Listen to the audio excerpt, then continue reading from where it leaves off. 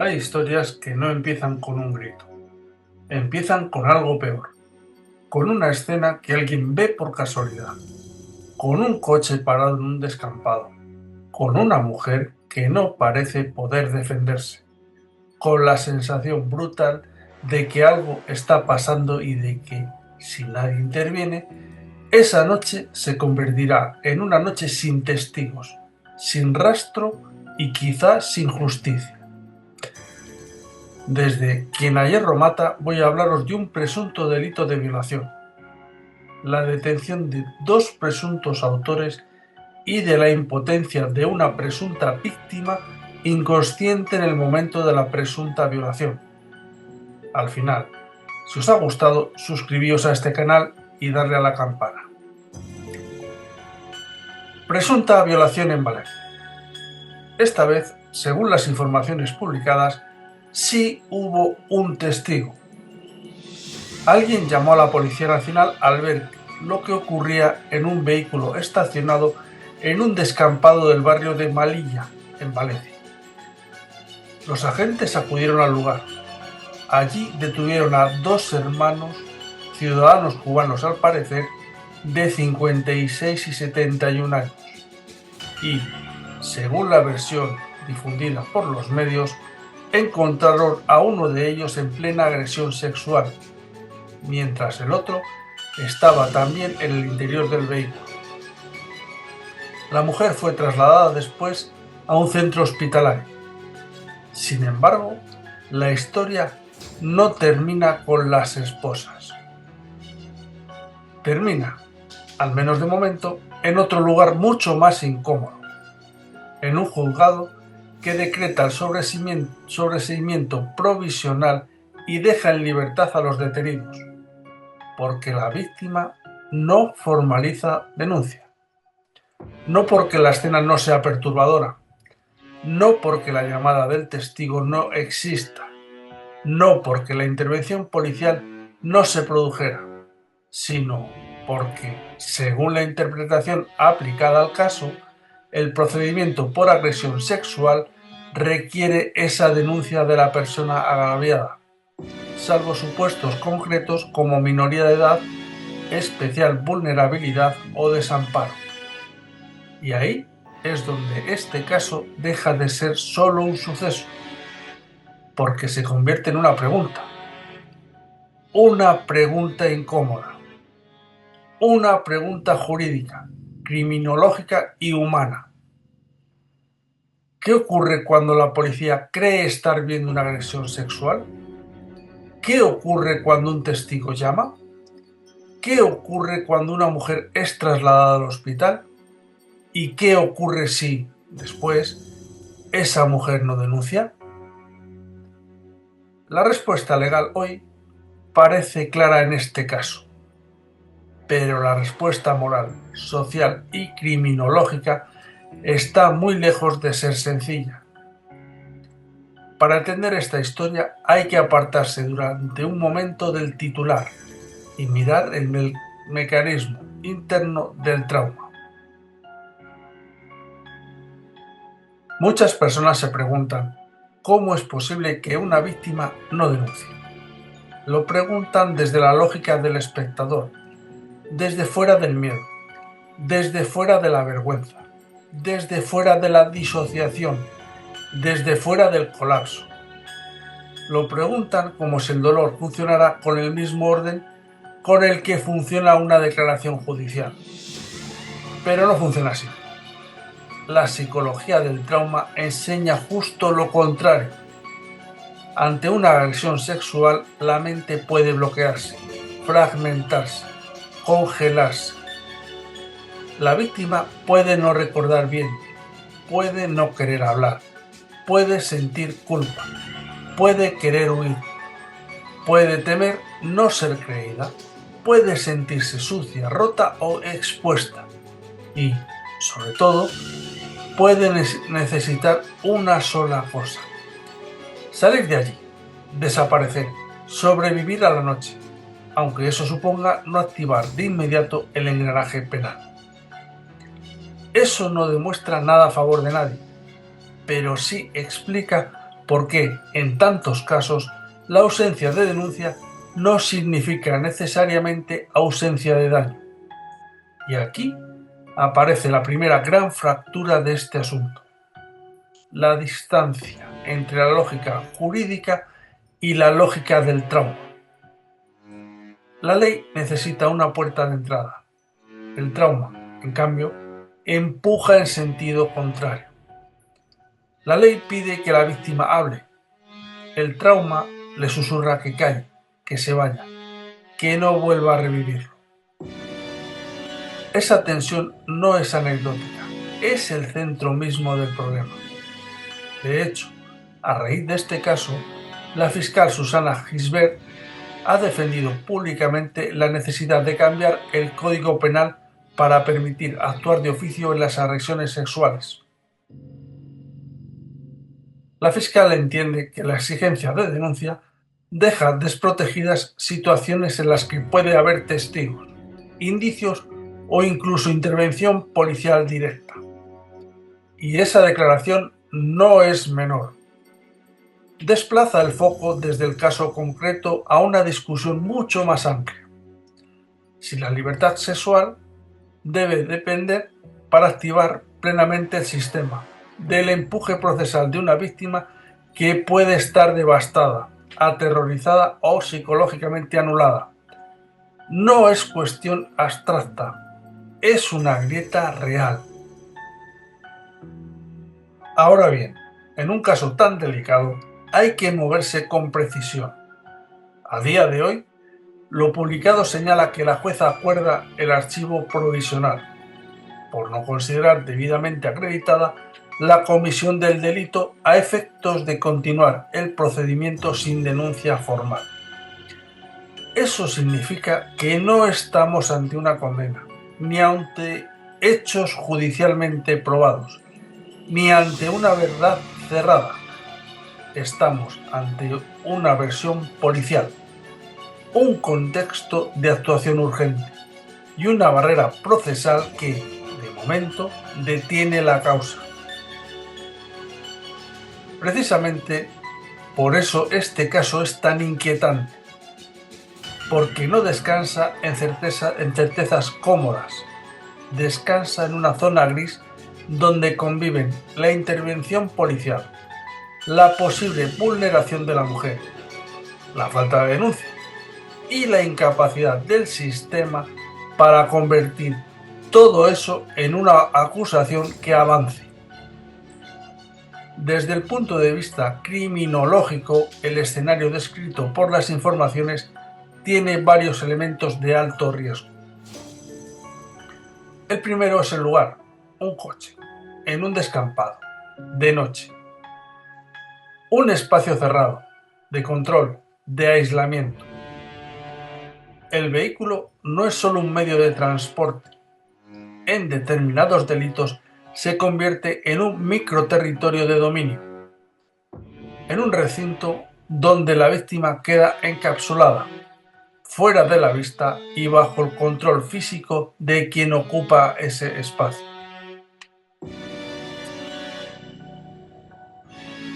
El segundo elemento es la supuesta presencia conjunta de dos hombres, además hermanos, dentro del vehículo.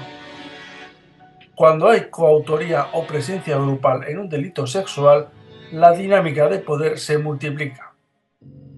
No se trata solo de fuerza física, se trata de intimidación ambiental, de superioridad numérica, de despersonalización de la víctima y, muchas veces, de una difusión de la responsabilidad moral.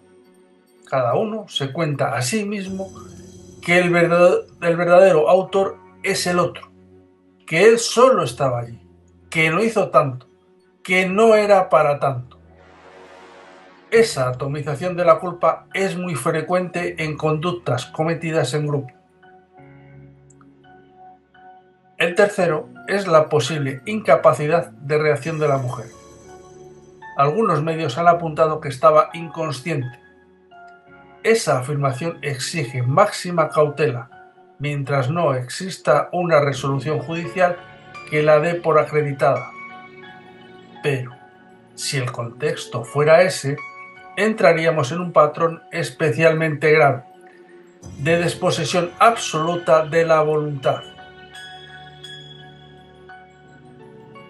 Y hay un cuarto elemento que suele pasar desapercibido: la normalización interna del agresor.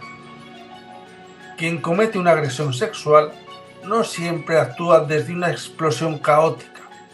A veces actúa desde una lógica aprendida de cosificación, de oportunidad, de impunidad. No se ve a sí mismo como un monstruo, se ve como alguien que puede, alguien que aprovecha, alguien que no está haciendo tanto, alguien que cree que el cuerpo de la otra persona ha dejado de pertenecerle a ella, en cuanto ya no opone resistencia o no puede expresarla. Ese es uno de los núcleos más oscuros de la criminología sexual: la sustitución del consentimiento por la conveniencia del agresor. No importa lo que la víctima quiere, importa lo que el agresor cree que puede hacer sin coste.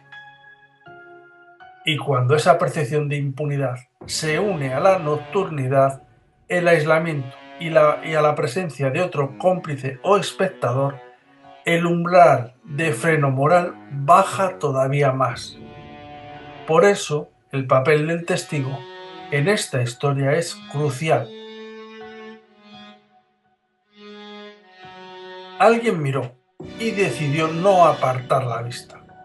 Alguien llamó, y eso, en términos criminológicos, rompe la cadena clásica de muchos delitos sexuales oportunistas: invisibilidad, silencio, falta de intervención. Sin esa llamada, probablemente hoy no estaríamos hablando de este caso. No habría detenidos, no habría actuación policial, no habría debate público. Quizá ni siquiera existiría la noticia. Esa figura del tercero que interviene merece subrayarse porque combate una de las inercias más peligrosas de la vida urbana: mirar sin actuar.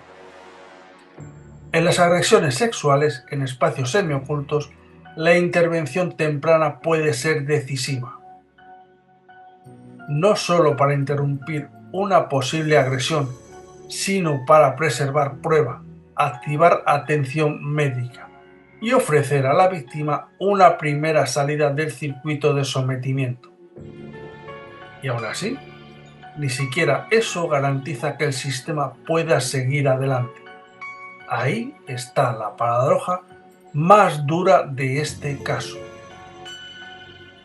Podemos tener un aviso, podemos tener policías que acuden, podemos tener detenciones, podemos tener hospital, podemos tener escándalo público.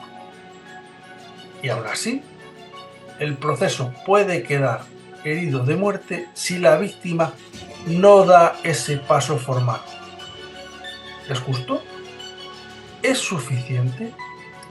¿Es compatible con la realidad psicológica de muchas víctimas? Ese es el debate. Una cosa es la prudencia judicial, imprescindible en cualquier Estado de Derecho, y otra, muy distinta, es ignorar que los delitos sexuales tienen una naturaleza traumática que dificulta precisamente el acto que la ley exige: denunciar. Lo que late debajo de este asunto es una colisión entre garantías y protección. Las garantías penales exigen, para evitar condenas sin pruebas, automatismos y arbitrariedad. Son necesarias, pero la protección de la libertad sexual también exige comprender que la prueba y la denuncia no surgen en el vacío, sino en escenarios de miedo, vergüenza, intoxicación emocional y, a veces, dependencia o marginalidad. Si el sistema pide a una víctima traumatizada el mismo rendimiento narrativo, emocional y procesal que pediría a quien denuncia un robo de coche, quizá el sistema esté midiendo mal la realidad del daño. Eso parece ser lo que ha puesto sobre la mesa la fiscal Gisbert al reclamar una reforma legal. El actual marco contradice el espíritu del Convenio de Estambul y deja al sistema atado incluso cuando hay indicios serios o testigos. En otras palabras, el problema no sería solo este caso. El problema sería la arquitectura misma con la que el Estado decide cuándo puede proteger de oficio a la libertad sexual. Y aquí conviene detenerse en otro aspecto: la víctima como centro y como carga. En teoría, poner a la víctima en el centro suena justo. En la práctica, a veces significa entregarle todo el peso de arrancar el procedimiento, todo el coste, toda la exposición, todo el riesgo de revivir los hechos, toda la precisión. Es una contradicción cruel. Se dice que el sistema la protege, pero al mismo tiempo se le exige una energía psíquica que puede no tener. Y ese vacío lo aprovecha el miedo. Miedo a declarar, miedo a no recordar, miedo a la incredulidad, miedo al juicio social, miedo a la propia familia, miedo a que, después de hablar, no pase nada. Porque esa es otra herida silenciosa en delitos de esta naturaleza. Muchas víctimas no temen solo al agresor, temen al recorrido posterior. Hospital, preguntas, exploraciones, policías, juzgado, abogados, miradas, dudas, versiones enfrentadas. Y la posibilidad terrible de que, después de todo eso, alguien diga, no es suficiente. En ese contexto, el silencio deja de parecer irracional. Empieza a parecer un mecanismo de autoprotección, un mecanismo doloroso, a veces devastador, pero comprensible. Eso no convierte automáticamente en cierta cualquier hipótesis acusatoria, pero sí obliga a que el análisis sea más serio que el comentario de barra de bar. Hay otro ángulo que merece atención, el de la percepción pública. Cuando una noticia así estalla, la reacción social suele moverse en dos extremos. Unos concluyen de inmediato que estamos ante culpables evidentes. Otros convierten el archivo en absolución moral total. Ambos extremos son intelectualmente perezosos. Ni una detención equivale a una condena, ni un archivo provisional en estas circunstancias convierte automáticamente en ficticia la sospecha inicial.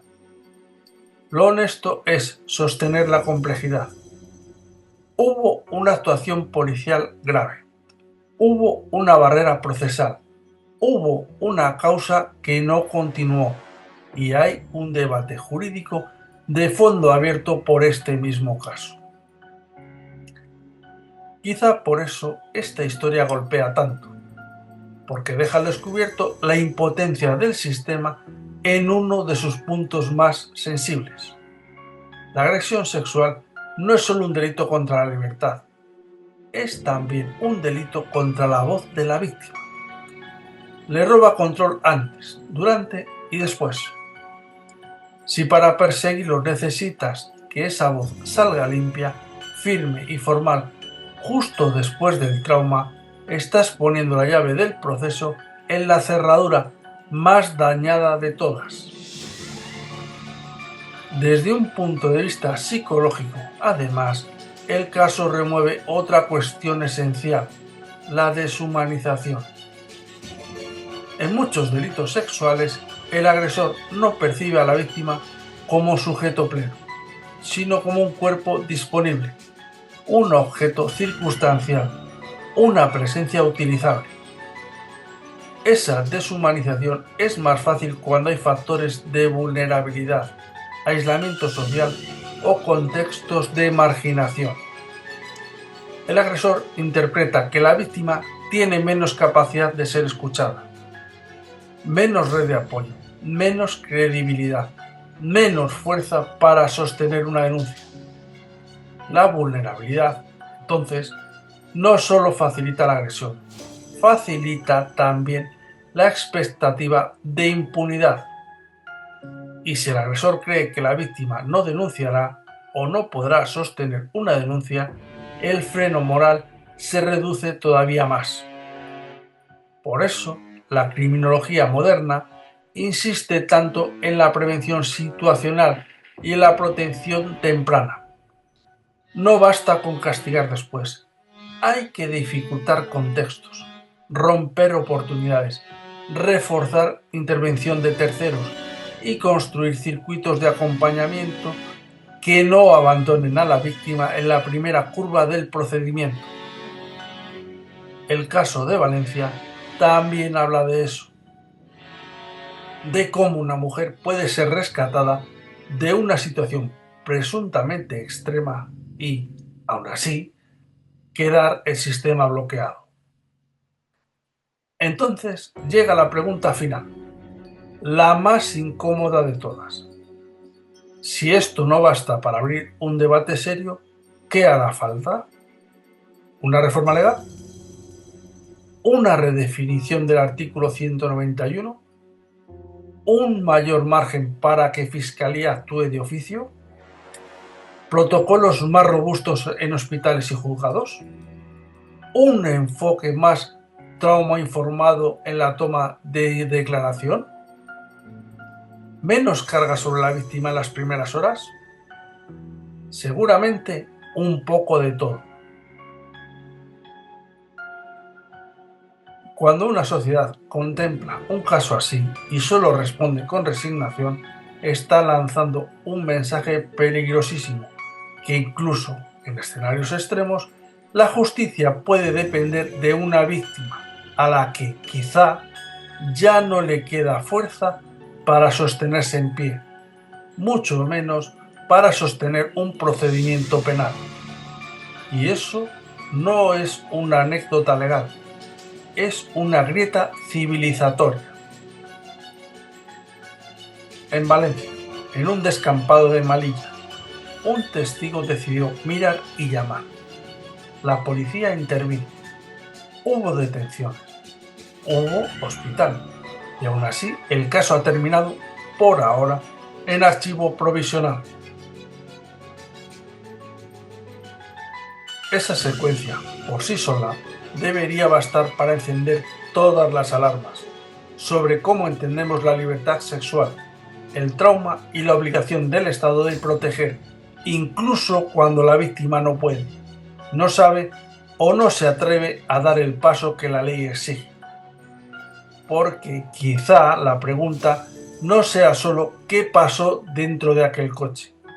Quizá la pregunta más grave sea ¿qué le pasa a un sistema cuando mira una escena así y no sabe seguir adelante?